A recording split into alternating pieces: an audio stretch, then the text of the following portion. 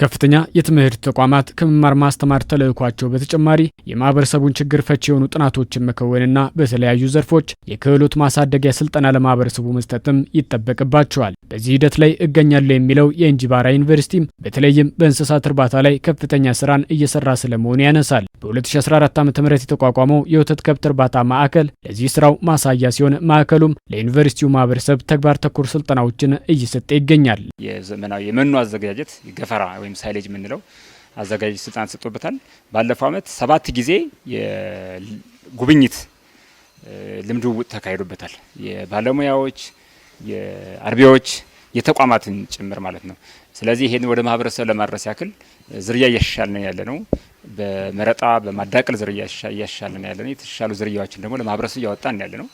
ባለፈው ዓመት 7 ያክል ኮርማዎች ለማህበረሰብ አወጥተናል በሽያጭ። በዚህ ዓመት 6 እናት ላሞችና ጌጦሮች ክብር በጣም ቆንጆ መቋቋሚያ የሚሆኑ ለመንግስት ተቋማት ሰጠናል።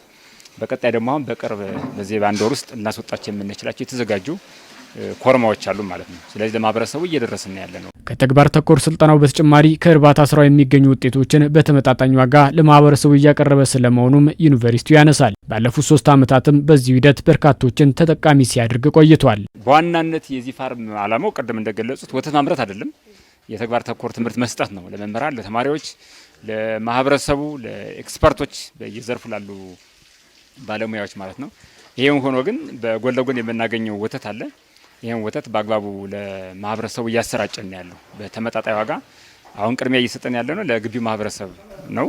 የግቢው የዩኒቨርሲቲው ሰራተኞች በተመጣጣኝ ዋጋ ጥራቱን የጠበቀ ወተት እያገኙ ነው ያሉት። ወደፊት እያሰፋን ስንመጣ ከግቢው ማህበረሰብ ፍጆታ ያልፍና ለአካባቢ ማህበረሰብ ተደራሽ እናደርጋለን ብለን እናስባለን።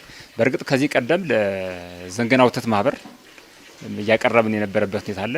አሁን ላይ የግቢው ማህበረሰብ ፍላጎት እያደገ በመምጣቱ ከግቢው ፍጆታ ያለፈ አይደለም።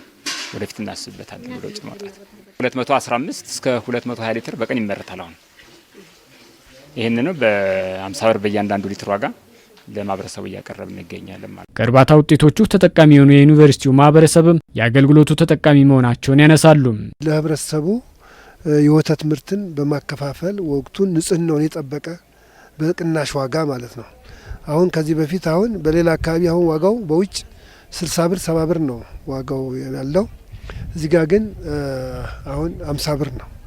ስለዚህ ከዚህ አንጻር ሲነጻጸር በጣም ዝቅተኛ ነው። ይህንም የሆነበት ምክንያት ያው የህብረተሰቡን በቅናሽ ዋጋ ለአገልግሎት ለመስጠት ነው። ከተማው ከሚያቀርበው ይበልጥ እዚህ ቀርቦልን እየተጠቀምን ነው የምንገኘው።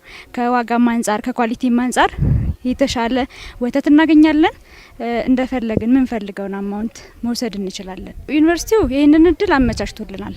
በምንፈልገው መጠን ማለት 1 ልጅ 2 ልጅ ያለው ከግማሽ ሊትር ጀምሮ የሚፈልገውን ያህል እየወሰደ ነው የሚገኘው።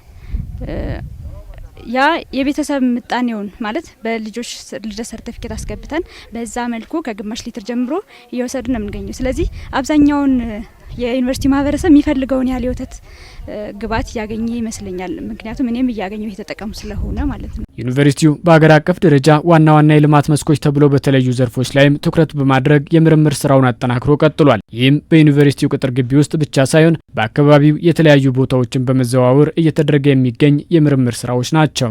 ግብርና፣ በጤና፣ በባህል ቋንቋና እንዲሁም በስራ ፈጠራና ቱሪዝም ማለት ነው።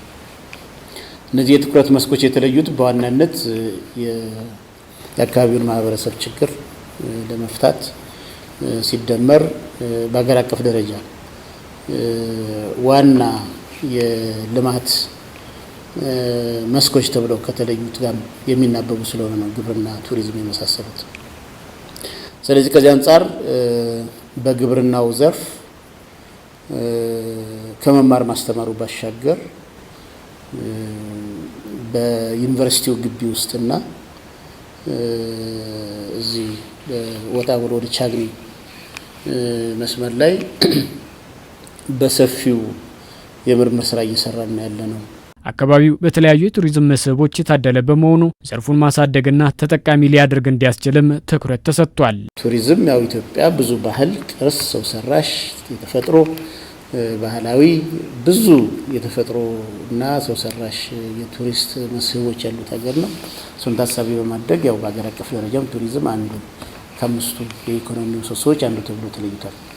ስለዚህ በእኛም ቀጠና እንጅባራና አካባቢው ከሰሜን ምዕራብ የቱሪስት መስመር ጋር የሚገናኝ ስለሆነ ህዳሴ ግድብ መግቢያ በር ላይ ስለሆነ ቱሪዝም ላይ ቢሰራ በምስራቅ ጎጃም፣ በምዕራብ ጎጃም፣ በጎጃም ቀጠና በአጠቃላይ ዞንን ጨምሮ ተከለንም እዚህ ቀጠና ላይ በጣም በርካታ ባህላዊ፣ ሃይማኖታዊ፣ ሰው ሰራሽ የተፈጥሮ የሚዳሰሱ የማይዳሰሱ የተፈጥሮ ቅርሶች አሉ፣ ሰው ሰራሽ ቅርሶች አሉ።